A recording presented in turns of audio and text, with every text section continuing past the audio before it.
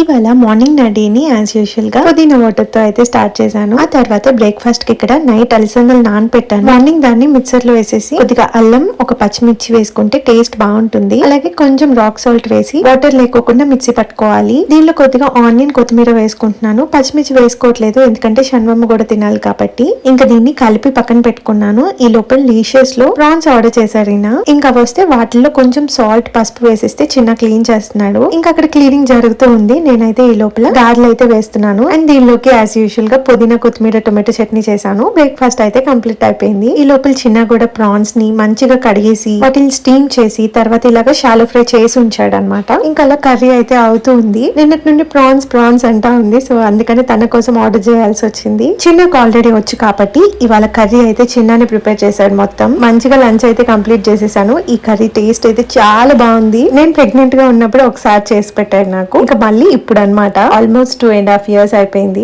Bye. నచ్చిందా? Thank you. ఇక smile ఇవ్వు.